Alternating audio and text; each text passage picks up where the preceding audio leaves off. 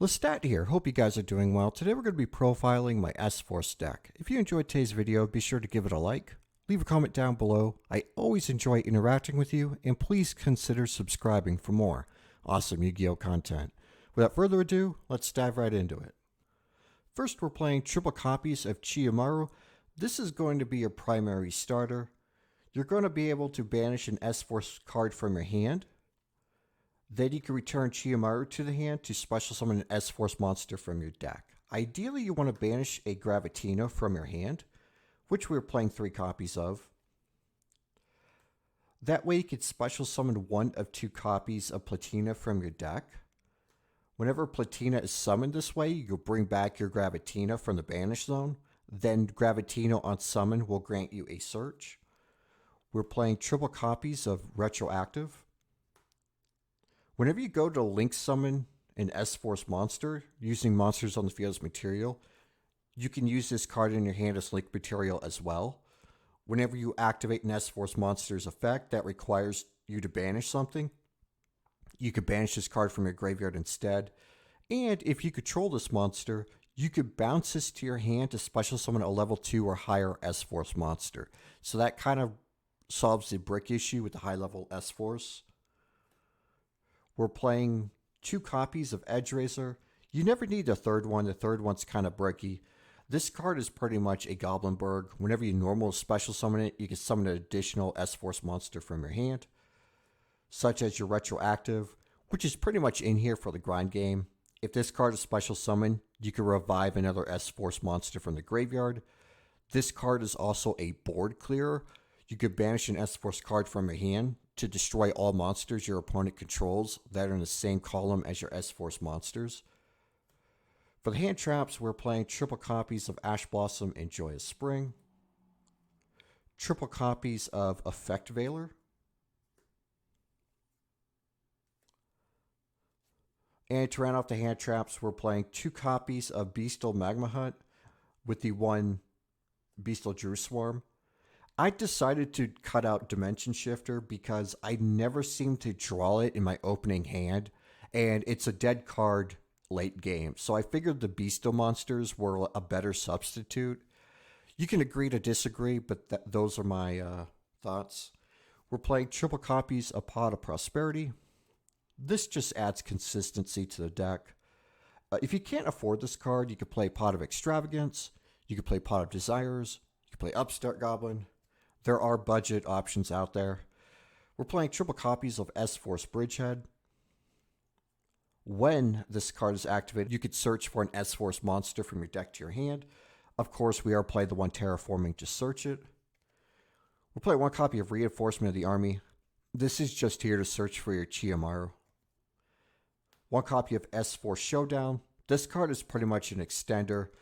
You're able to either special summon an S-Force monster from your hand in defense, or you can recycle an S-Force monster from your graveyard back to your hand. We're playing 1 Call by the Grave to counter hand traps. We're playing 2 copies of Macros Cosmos. I'll be honest with you, these should be Dimensional Fissures. However, I sold mine a while back. That's why I'm playing Macros Cosmos. But the general idea is you want to banish your opponent's monsters whenever they leave the field. That doesn't affect us too much because S-Force monsters do benefit from the banish zone. That's something we could take advantage of. We're playing 2 copies. There could be only 1.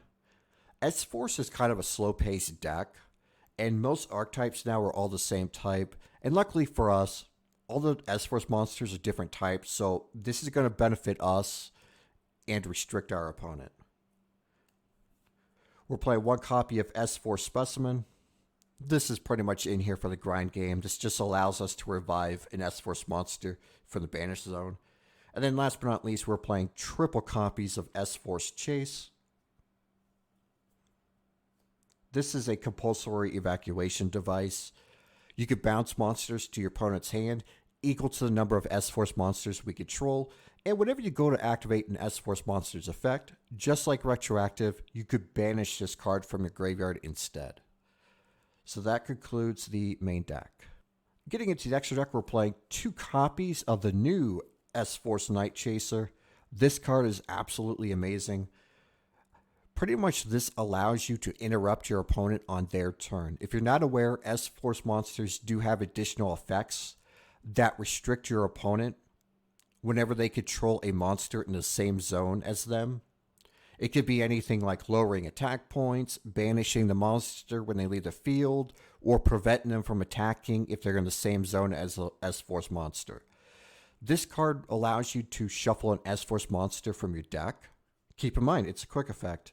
That way you can bring back an S-Force monster from the banished zone. So that kind of allows you to manipulate your zones and restrict your opponent at the same time. We're playing 2 copies of S-Force Justify. This card can negate one of your opponent's monster effects on field and change the zone that they're in.